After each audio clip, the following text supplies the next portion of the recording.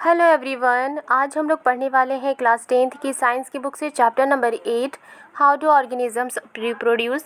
और आज हम लोग पार्ट 2 पढ़ेंगे। पिछले क्लास में हमने पार्ट 1 पढ़ लिया था। तो चलिए शुरू करते हैं 8.2 से। आज हम पढ़ेंगे modes of reproduction used by single organisms.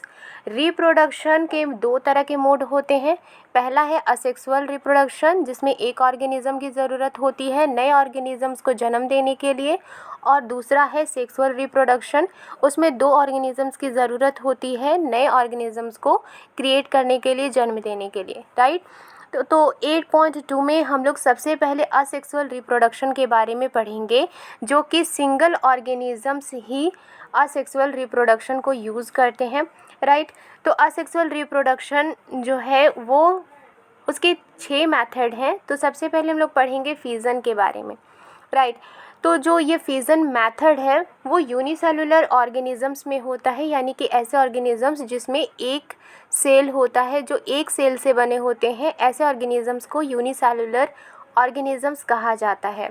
और फिजन को सेल डिवीज़न भी कहा जाता है। ये क्या मेथड है? ये असेक्सुअल रिप्रोडक्शन की पहली मेथड है फिजन, जिसका यूज़ यूनिसेलुलर ऑर्गेनिजम्स करते हैं नए इंडिविजुअल्स को क्रिएट करने के लिए, राइट।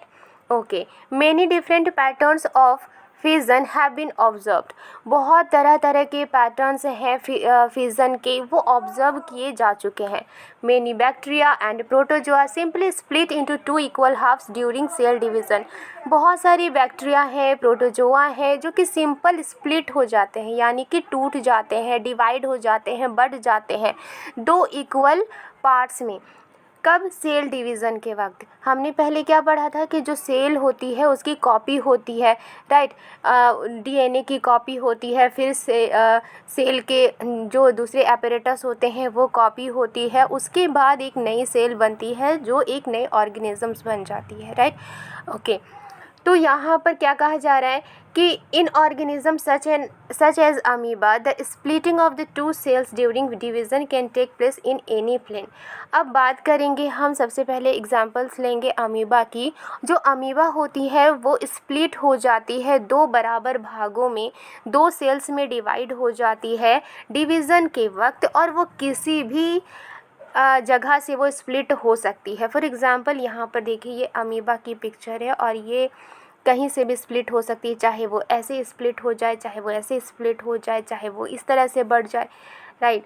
तो जो अमीबा होती है, यहाँ पर देख सकते हैं इसकी जो सेल है, इसकी जो डीएनए है वो डीएनए यहाँ कॉपी हो गई, और उसके बाद सेल के जो दूसरे apparatus हैं वो भी कॉपी हो कर के ये 2 बराबर भागों में डिवाइड होकर ये सेल 2 सेल में डिवाइड हो जाती है, राइट। चूँकि ये एक यूनिसेलुलर ऑर्गेनिजम्स है, एक सेल से बनी होती है, एक सेल वाली ऑर्गेनिजम्स है, इसलिए जब ये 2 सेल में डिवाइड हो जाती है तो ये कौन सा मेथड यूज़ कर रही है? ये फिजन मेथड को यूज़ कर रही है, ठीक है। और जब एक सेल 2 बराबर सेल में डिवाइड हो जाती है तो उसे कहते हैं हम बाइनरी फिजन, ठीक है। तो अमीबा में कौन सा फिजन होता है? बाइनरी फिजन होता है। अब नेक्स्ट हम लोग एक एग्जांपल लेंगे लेशमानिया का, राइट। लेशमानिया, जिससे एक जो काला अजर है वो उसका रीज़न है, यानी जो लेशमानिया है उससे काला अजर भी होती है। तो ये इसकी जो स्ट्रक्चर है वो चाकू के तरह होती है, विप लाइक स्ट्रक्चर होती है। ओके, अब ये किस तरह से डिवाइड होती है, चलिए देख लेते हैं। यहाँ पर सेल है और इसकी जो डीएनए है वो कॉपी हो गई। इसके बाद एपरेटस कॉपी हो जाने के बाद ये 2 बराबर भागों में बढ़ जाती है। लेकिन ये कैसे बढ़ती है? ये बीच से बढ़ती है, राइट। हमने क्या देखा था? हमने देखा था कि जो अमीबा है वो कहीं से भी स्प्लिट हो सकती है, किसी भी तरीके से स्प्लिट हो सकती है, राइट। लेकिन जो लेशमानिया है वो हमेशा बीच से ही स्प्लिट होती है, 2 भागों में बढ़ जाती है।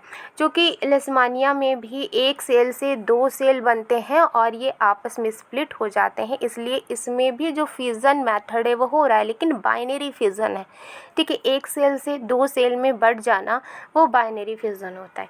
चलिए अब देखते हैं फिजन के अलग और भी एग्जांपल्स। तो यहाँ पर अब हम लोग लेते हैं एग्जांपल्स प्लाज्मोडियम का, मलेरियल पैरासाइट प्लाज्मोडियम। तो जो प्लाज्मोडियम है, आप यहाँ देख सकते हैं ये प्लाज्मोडियम है। हालांकि इसके जो सेल होते हैं उससे एक नहीं बहुत सारे सेल कॉपी होते हैं, ठीक है, बहुत सारे सेल बनते हैं, एक सेल से बहुत सारे सेल बनते हैं। जब एक सेल से बहुत सारे सेल बनेंगे तो बहुत सारे ऑर्गेनिजम्स होंगे, यानी एक सेल से मल्टीपल सेल बनना, एक सेल से बहुत सारे सेल बनते हैं तो बहुत सारे ऑर्गेनिजम्स होते हैं। तो इस तरह से हम इस फिज़न को कहेंगे मल्टीपल फिज़न। ओके, जब क्वेश्चन में आए कि मल्टीपल फिज़न के एग्जांपल्स दीजिए तो आप कह सकते हैं प्लाज्मोडियम, ठीक है। और जब ये पूछा जाए कि बाइनरी फिज़न के एग्जांपल्स दीजिए तो आप कहेंगे अमीबा और दूसरा है लेशमानिया। ओके, चलिए आगे बढ़ते हैं और अब देखते हैं फ्रेगमेंटेशन। जो असेक्सुअल रिप्रोडक्शन के जो मोड्स हैं उसमें दूसरा जो मेथड है वो है फ्रेगमेंटेशन। पहले हमने किसके बारे में पढ़ा? फिज़न के बारे में। ओके, तो फिज़न एक बाइनरी फिज़न और दूसरा मल्टीपल फिज़न। अब हम पढ़ेंगे फ्रेगमेंटेशन। फ्रेगमेंटेशन क्या होता है? ये मल्टी सेलुलर ऑर्गेनिजम्स में होता है, यानी ऐसे ऑर्गेनिजम्स जिसमें एक नहीं एक से ज़्यादा सेल होते हैं, जो एक से ज़्यादा सेल से बने होते हैं उसे मल्टी सेलुलर ऑर्गेनिजम्स बोलते हैं, ठीक है। तो जो मल्टी सेलुलर ऑर्गेनिजम्स ऐसे जिनकी बॉडी सिंपल होती है उनमें कौन सी मेथड होती है? उनमें फ्रेगमेंटेशन होती है। अब इसके एग्जांपल्स अगर हम देखें तो इसके एग्जांपल है स्पायरोगायरा। तो स्पायरोगायरा क्या होता है कि for example simply breaks up into smaller pieces upon maturation. तो जब एक स्पायरोगायरा जब ये मैच्योर हो जाता है, एडल्ट हो जाता है, मैच्योर हो जाता है, तो वो क्या होता है कि सिंपली ब्रेक हो जाता है बिट से, ठीक है। ब्रेक होने के बाद ये दो हिस्सों में ये बढ़ जाता है। इस पीस को क्या हम कहेंगे? फ्रेगमेंट्स भी कहेंगे। इस पीस को हम क्या कहेंगे? पीस भी और फ्रेगमेंट्स भी कहेंगे, राइट। और इसके बाद क्या होता है कि ये जो पीस है वो ग्रो हो जाता है। ग्रो होने के बाद जब ये बीज से पीस में बदल जाता है तो ये पीस फिर ग्रो हो जाता है। जब ये फिर एडल्ट हो जाता है, जब ये मैच्योर हो जाता है तो फिर ये बीज से स्प्लिट हो जाता है, ठीक है। तो इस तरह से नए ऑर्गेनिजम्स होते हैं। ओके, अब ये क्वेश्चन है कि this is not true for all multi cellular organisms. अब ऐसा नहीं है कि मल्टी सेलुलर बहुत सारे ऑर्गेनिजम्स हैं ऐसे जिसमें एक नहीं बहुत सारे सेल्स होते हैं, लेकिन क्या ये सभी में इस तरह की मेथड्स होते हैं? फ्रेगमेंटेशन मेथड होती है? नहीं, बिल्कुल ऐसा नहीं है। स्पायरोगायरा जो है एक मल्टी सेलुलर ऑर्गेनिजम्स है, लेकिन उसकी जो बॉडी है वो सिंपल बॉडी है, ठीक है। और सभी मल्टी सेलुलर ऑर्गेनिजम्स में फ्रेगमेंटेशन मेथड नहीं होती है। They can not simply divide cell by cell. क्यों नहीं होती? क्योंकि वो simply cell by cell divide नहीं हो सकते। इसकी क्या रीज़न है? The reason is that many multi cellular organisms as we have seen are not simply a random collection of cells. तो इसका रीज़न ये है कि बहुत सारे जो मल्टी सेलुलर ऑर्गेनिजम्स होते हैं, जैसे कि हम पहले भी देख चुके हैं, वो सिंपली एक सेल के रैंडम कलेक्शन नहीं होते हैं। Specialised cells are organised as tissues and tissues are organized into organs which then have to be placed at definite position in the body। क्यों? जो सेल्स होते हैं, बहुत सारे सेल्स मिलकर के टिश्यूज़ बनते हैं, बहुत सारे टिश्यूज़ मिलकर के फिर ऑर्गन्स बनते हैं, फिर ऑर्गन जो होती है वो एक बॉडी को क्रिएट करती है, right.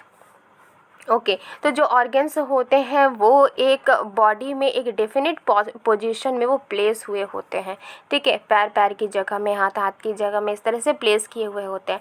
In such a careful organised situation cell by cell division would be impractical.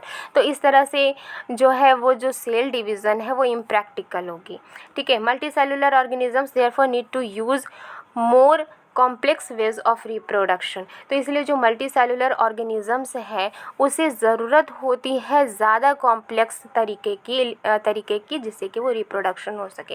तो कहने का मतलब यहाँ पर यह है कि हालांकि जो स्पायरोगायरा है वो मल्टी सेलुलर ऑर्गेनिजम्स है, वो फ्रेगमेंटेशन को यूज़ करती है, उस मेथड को यूज़ करके वो एक नए ऑर्गेनिजम्स को रिप्रोड्यूस करती है, लेकिन उसकी सिंपल बॉडी होती है, राइट।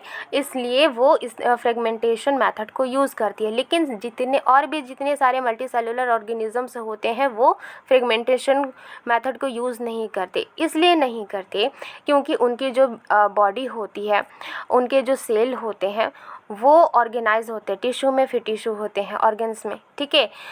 इसलिए वो जो मल्टी सेलुलर ऑर्गेनिजम्स होते हैं फ्रेगमेंटेशन को मेथड को नहीं यूज़ करते। उसके लिए उन्हें वो अलग अलग तरीके जो कॉम्प्लेक्स वेज अपनाते हैं रिप्रोडक्शन के लिए, ठीक है। तो यहाँ पर एक क्वेश्चन अगर बनता है कि क्या सभी मल्टी सेलुलर ऑर्गेनिजम्स फ्रेगमेंटेशन का यूज़ करते हैं, मेथड का यूज़ करते हैं? नहीं, ठीक है। तो यहाँ इस क्वेश्चन का आंसर आप लिख सकते हैं कि दे कैन नॉट से लेकर आप लिख सकते हैं यहाँ तक, तो आप लिख सकते हैं इम्प्रैक्टिकल तक, ठीक है। तो आज के लिए बस इतना ही। नेक्स्ट वीडियो में हम लोग रीजनरेशन से पढ़ेंगे। अगर वीडियो पसंद आई है तो लाइक एंड सब्सक्राइब करना मत भूलिएगा। मिलती हूँ नेक्स्ट वीडियो में। Thank you.